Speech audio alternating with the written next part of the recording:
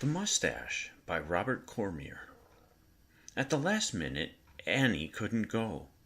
She was invaded by one of those 24-hour flu bugs that sent her to bed with a fever, moaning about the fact that she'd also have to break her date with Handsome Harry Arnold that night. We call him Handsome Harry because he's actually handsome, but he's also a nice guy, cool, and he doesn't treat me like Annie's kid brother, which I am, but like a regular person. Anyway, I had to go to Crest alone that afternoon, but first of all I had to stand inspection.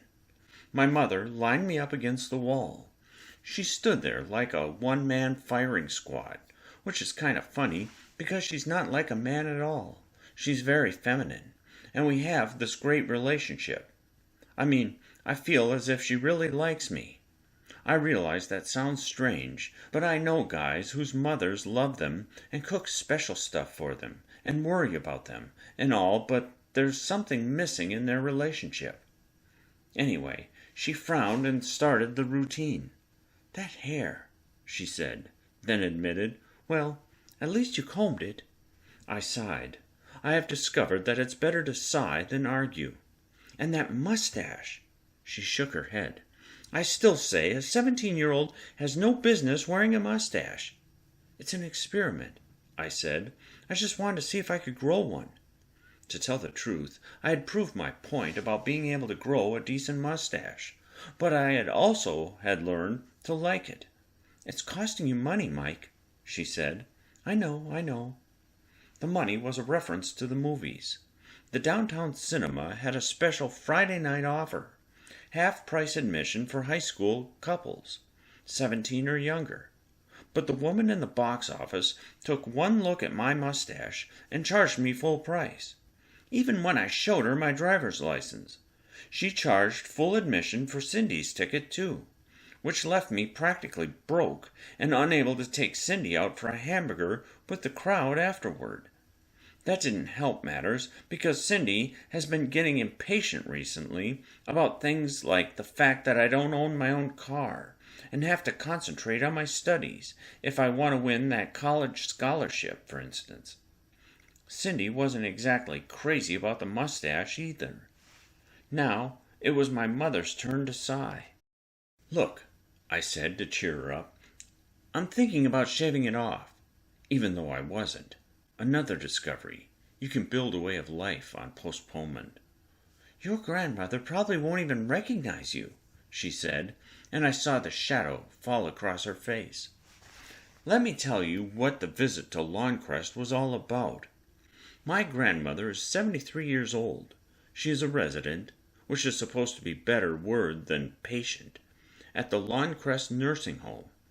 She used to make the greatest turkey dressing in the world, and was a nut about baseball, and could even quote batting averages, for crying out loud. She always rooted for the losers. She was in love with the Mets until they started to win. Now she has arteriosclerosis, which the dictionary says is a chronic disease characterized by abnormal thickening and hardening of the artery walls, which really means that she can't live at home anymore, or even with us. And her memory has betrayed her as well as her body. She used to wander off and sometimes didn't recognize people. My mother visits her all the time, driving the 30 miles to Crest almost every day. Because Annie was at home for semester break from college, we had decided to make a special Saturday visit. Now Annie was in bed, groaning theatrically.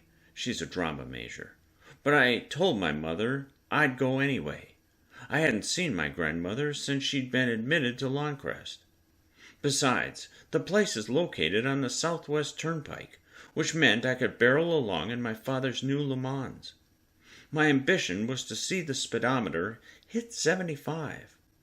Ordinarily, I use the old station wagon, which can barely stagger up to 50. Frankly, I wasn't too crazy about visiting a nursing home. They reminded me of hospitals, and hospitals turn me off. The smell of ether makes me nauseous, and I feel faint at the sight of blood. And as I approached Crest, which is a terrible cemetery kind of name to begin with, I was sorry I hadn't avoided the trip. Then I felt guilty about it. I'm loaded with guilt complexes, like driving like a madman after promising my father to be careful, like sitting in the parking lot, looking at the nursing home with a dread and thinking now I'd rather be with Cindy. Then I thought of all the Christmas and birthday gifts my grandmother had given me, and I got out of the car, guilty as usual. Inside, I was surprised by the lack of hospital smell, although there was another odor, or maybe the absence of an odor. The air was antiseptic, sterile, as if there was no atmosphere at all, or I'd caught a cold suddenly and couldn't taste or smell. A nurse at the reception desk gave me directions. My grandmother was in East 3. I made my way down the tiled corridor and was glad to see that the walls were painted with cheerful colors like yellow and pink. A wheelchair suddenly shot around a corner, self-propelled by an old man, white-haired and toothless, who cackled merrily as he barely missed me. I jumped aside. Here I was, almost getting wiped out by a 2-mile-an-hour wheelchair after doing 75 on the pike. As I walked through the corridor, seeking East 3, I couldn't help glancing into the rooms, and it was like some kind of wax museum. All these figures in various stances and attitudes, sitting in begs or chairs, standing at windows, as if they were frozen forever in these postures. To tell the truth, I began to hurry because I was getting depressed. Finally, I saw a beautiful girl approaching, dressed in white, a nurse or an attendant, and I was so happy to see someone young, someone walking and acting normally, that I gave her a wide smile and a big hello, and I must have looked like a kind of nut. Anyway, she looked right through me as if I were a window, which is about par for the course whenever I meet beautiful girls. I finally found the room and saw my grandmother in bed. My grandmother looks like Ethel Barrymore. I never knew who Ethel Barrymore was until I saw a terrific movie, None But the Lonely Heart, on TV, starring Ethel Barrymore and Cary Grant. Both my grandmother and Ethel Barrymore have these great, craggy faces, like the side of a mountain, and wonderful voices like syrup being poured. Slowly. She was propped up in bed, pillows stuffed behind her. Her hair had been combed out and fell upon her shoulders. For some reason, this flowing hair gave her an almost girlish appearance, despite its whiteness. She saw me and smiled. Her eyes lit up, and her eyebrows arched, and she reached out her hands to me in greeting. "Mike, Mike," she said, and I breathed a sigh of relief. This was one of her good days. My mother warned me that she might not know who I was at first. I took her hands in mine. They were fragile. I could actually feel her bones, and it seemed as if they would break if I pressed too hard. Her skin was smooth, almost slippery, as if the years had worn away all the roughness, the way the wind wears away the surfaces of stones. "Mike, Mike, I didn't think you would come," she said, so happy, and she was still Ethel Barrymore. That voice is like a caress. "I've been waiting all this time." Before I could reply, she looked away out the window. "See the birds? I've been watching them at the feeder. I love to see them come, even the blue jays. The blue jays are like hawks. They take the food that the small birds should have, but the small birds, like the chickadees, watch the blue jays and at least learn where the feeder is." She lapsed into silence, and I looked out the window. There was no feeder, no birds. There was only the parking lot and the sun glinting on car windshields. She turned to me again, eyes bright, radiant, really. Or was it a medicine brightness? "Ah, Mike, you look so grand, so grand. Is that a new coat?" "Not really," I said. I'd been wearing my Uncle Jerry's old army fatigue jacket for months, practically living in it, my mother said, but she insisted that I wear my raincoat for the visit. It was about a year old, but looked New because I didn't wear it much. Nobody was wearing raincoats lately. "You always loved clothes, didn't you, Mike?" she said. I was beginning to feel uneasy, because she regarded me with such intensity, those bright eyes. I wondered, are old people in places like this so lonesome, so abandoned that they go wild when someone visits? Or was she so happy because she was suddenly lucid and everything was sharp and clear? My mother had described those moments when my grandmother suddenly emerged from the fog that so often obscured her mind. I didn't know the answers, but it felt kind of spooky, getting such an emotional welcome from her.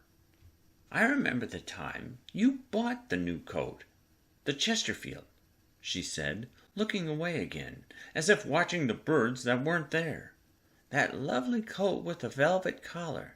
Black it was. Stylish. Remember that, Mike?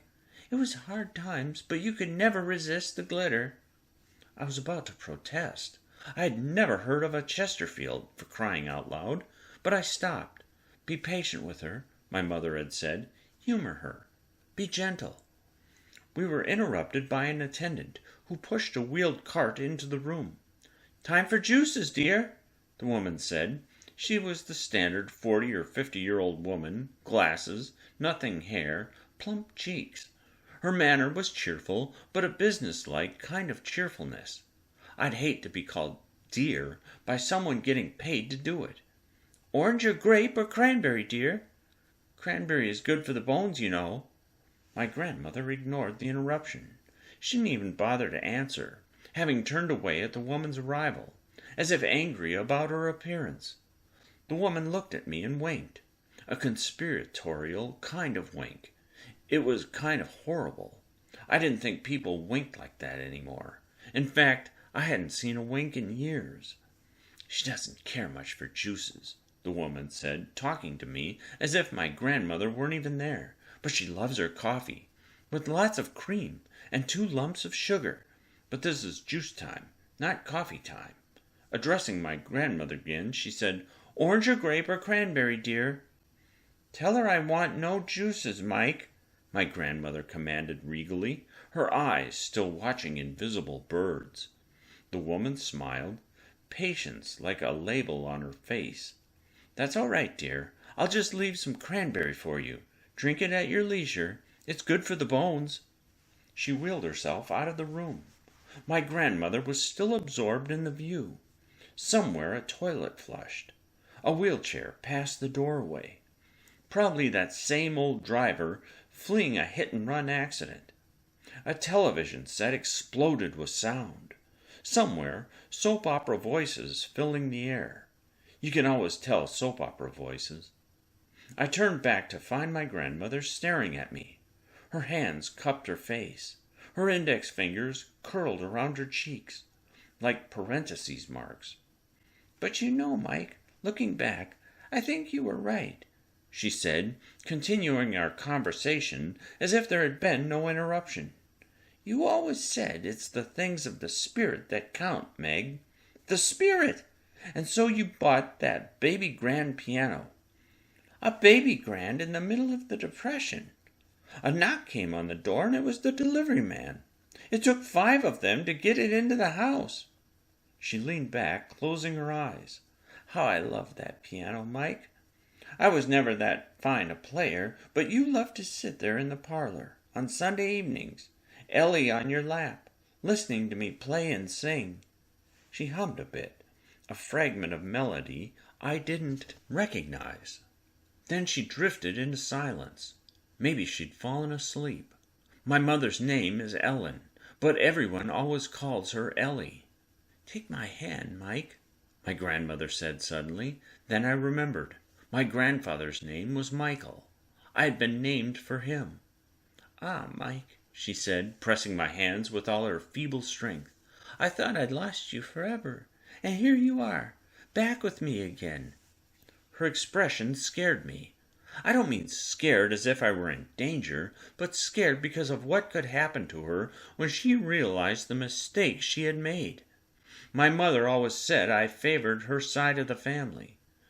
Thinking back to the pictures in the old family albums, I recalled my grandfather as tall and thin, like me. But the resemblance ended there. He was 35 when he died, almost 40 years ago, and he wore a mustache. I brought my hand to my face. I also wore a mustache now, of course. I sit here these days, Mike, she said, her voice a lullaby, her hand still holding mine, and I drift and dream. The days are fuzzy sometimes, merging together. Sometimes it's like I'm not here at all, but somewhere else altogether. And I always think of you, those years we had. Not enough years, Mike, not enough. Her voice was so sad, so mournful, that I made sounds of sympathy. Not words exactly, but the kind of soothings that mothers murmur to their children when they awaken from bad dreams. And I think of that terrible night, Mike, that terrible night. Have you ever really forgiven me for that night? Listen, I began. I wanted to say, Nana, this is Mike, your grandson, not Mike, your husband. Shh, she whispered, placing a finger as long and cold as a candle against my lips. Don't say anything. I've waited so long for this moment, to be here, with you. I wondered what I would say if suddenly you walked in that door, like other people have done. I've thought and thought about it, and finally made up my mind. I'd ask you to forgive me. I was too proud to ask before. Her fingers tried to mask her face. But I'm not proud any more, Mike. That great voice quivered and then grew strong again. I hate you to see me this way. You always said I was beautiful. I didn't believe it. The charity ball when we led the grand march, and you said I was the most beautiful girl there. Nana, I said, I couldn't keep up the pretense any longer, adding one more burden to my load of guilt, leading her on this way, playing a pathetic game of make-believe with an old woman clinging to memories. She didn't seem to hear me. But that other night, Mike, the terrible one, the terrible accusations I made. Even Ellie woke up and began to cry. I went to her and rocked her in my arms, and you came into the room and said I was wrong. You were whispering an awful whisper, not wanting to upset little Ellie, but wanting to make me see the truth. And I didn't answer you, Mike. I was too proud. I've even forgotten the name of the girl. I sit here wondering now. Was it Laura or Evelyn? I can't remember. Later I learned that you were telling the truth all the time, Mike, that I'd been wrong. Her eyes were brighter than ever as she looked at me now, but tear-bright, the tears gathering. It was never the same after that night, was it, Mike? The glitter was gone. From you, from us. And then the accident. And I never had the chance to ask you to forgive me. My grandmother, my poor, poor grandmother. Old people aren't supposed to have those kinds of memories. You see their pictures in the family albums, and that's what they are, pictures. They're not supposed to come to life. You drive out in your father's Le Mans doing 75 on the pike, and all you're doing is visiting an old lady in a nursing home, a duty call. And then you find out that she's a person. She's somebody. She's my grandmother, all right, but she's also herself, like my own mother and father. They exist outside of the relationship to me. I was scared again. I wanted to get out of there. Mike, Mike, my grandmother said. Say it, Mike. It felt as if my cheeks would crack if I uttered a word. Say you forgive me, Mike. I've waited all these years. I was surprised at how strong her fingers were. Say, I forgive you, Meg. I said it. My voice sounded funny, as if I were talking in a huge tunnel. I forgive you, Meg. Her eyes studied me. Her hands pressed mine. For the first time in my life, I saw love at work. Not movie love, not Cindy's sparkling eyes when I tell her that we're going to the beach on a Sunday afternoon, but love like something alive and tender, asking nothing in return. She raised her face, and I knew what she wanted me to do. I bent down and brushed my lips against her cheek. Her flesh was like a leaf in autumn, crisp and dry. She closed her eyes, and I stood up. The sun wasn't glinting on the cars any longer. Somebody had turned on another television set, and the voices were the show-off voices of the panel shows. At the same time, you could still hear the soap opera dialogue on the other television set. I waited a while. She seemed to be sleeping, her breathing serene and regular. I buttoned my raincoat. Suddenly she opened her eyes again and looked at me. Her eyes were still bright, but they merely stared at me, without recognition or curiosity. Empty eyes. I smiled at her, but she didn't smile back. She made a kind of moaning sound and turned away on the bed, pulling the blankets around her. I counted to 25 and then to 50 and did it all over again. I cleared my throat and coughed tentatively. She didn't move. She didn't respond. I wanted to say, "Nana, it's me," but I didn't. I thought of saying, "Meg, it's me," but I couldn't. Finally I left, just like that. I didn't say goodbye or anything. I stalked through the corridors, looking neither to the right nor the left, not caring whether that wild old man with the wheelchair ran me down or not. On the Southwest Turnpike I did 75. No, 80, most of the way. I turned the radio up as loud as it could go. Rock music. Anything to fill the air. When I got home, my mother was vacuuming the living room rug. She shut off the cleaner, and the silence was deafening. "Well, how was your grandmother?" she asked. I told her she was fine. I told her a lot of things. How great Nana looked, and how she seemed happy, and had called me Mike. I wanted to ask her, "Hey, Mom, you and Dad really love each other, don't you? I mean, there's nothing to forgive between you, is there?" But I didn't. Instead, I went upstairs and took out the electric razor Annie had given me for Christmas and shaved off my mustache. The end. Thank you for listening to The Moustache by Robert Cormier. Be sure to like and subscribe.